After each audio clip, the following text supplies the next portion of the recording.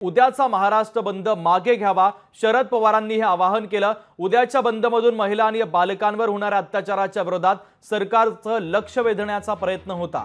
बंद भारतीय राज्यघटनेच्या मूलभूत अधिकारांच्या कक्षेत होता, पण मुंबई उच्च न्यायालयाने घटनाबाह्य असल्याचा निर्वाळा दिला आणि या निर्णयाच्या विरोधात सर्वोच्च न्यायालयामध्ये तातडीने दाद मागणं वेळेच्या मर्यादेमुळे शक्य नाहीये। त्यामुळे संविधानाचा आदर करून उद्याचा बंद मागे घेण्याचं आवाहन आता शरद पवार यांनी केलेलं आहे। शरद पवारांनी महाविकास आघाडीला हे आवाहन केलं। महत्त्वाची आणि मोठी बातमी आपण पाहतोय, उद्याचा महाराष्ट्र बंद मागे घ्यावा, शरद पवारांनी हे आवाहन केलेलं आहे। महाविकास आघाडीला शरद पवारांनी आवाहन केलं, त्यानंतर आता महाविकास आघाडीचा निर्णय नेमका काय असेल हे पाहणं देखील तितकंच महत्त्वाचं आहे। उद्याच्या बंदमधून महिला आणि बालकांवर होणाऱ्या अत्याचाराच्या विरोधात सरकारचं लक्ष वेधण्याचा प्रयत्न होता, मात्र हे संपूर्ण प्रकरण कोर्टामध्ये गेलं आणि त्यानंतर मात्र मुंबई उच्च न्यायालयाने घटनाबाह्य बंद असल्याचा निर्वाळा दिला। तर या निर्णयाच्या विरोधात सर्वोच्च न्यायालयामध्ये तातडीने दाद मागणं वेळेच्या मर्यादेमुळे शक्य नाहीये असं शरद पवारांनी म्हटलंय। त्यामुळे संविधानाचा आदर करून उद्याचा बंद मागे घेण्याची विनंती आणि आवाहन देखील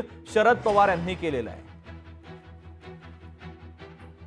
तर आताची सगळ्यात महत्त्वाची आणि मोठी बातमी आपण पाहतोय, बदलापूरच्या घटनेनंतर संपूर्ण महाराष्ट्रामध्ये त्याचे तीव्र पडसाद उमटलेले होते। महाविकास आघाडीच्या वतीने बंदची हाक देण्यात आलेली होती, मात्र या बंदच्या विरोधामध्ये कोर्टात याचिका दाखल करण्यात आलेली होती। या संदर्भातला निकाल आणि म्हणणं कोर्टाने सादर केल्यानंतर आता उद्याचा महाराष्ट्र बंद मागे घ्यावा, शरद पवारांनी हे आवाहन केलं।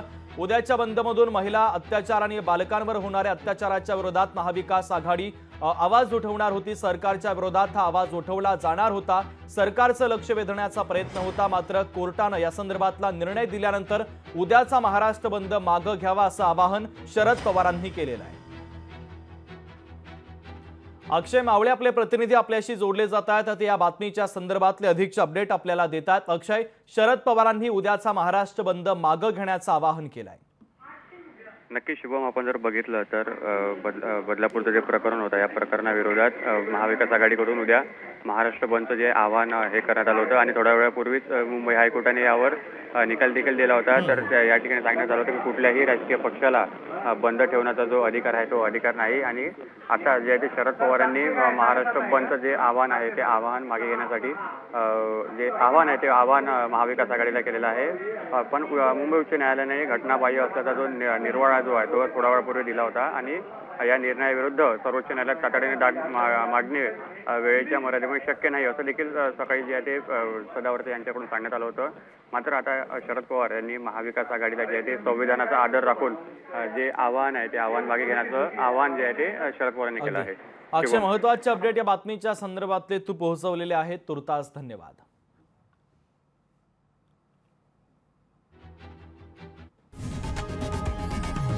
लोकशाही मराठी ऐका, पहा, जागरूक रहा।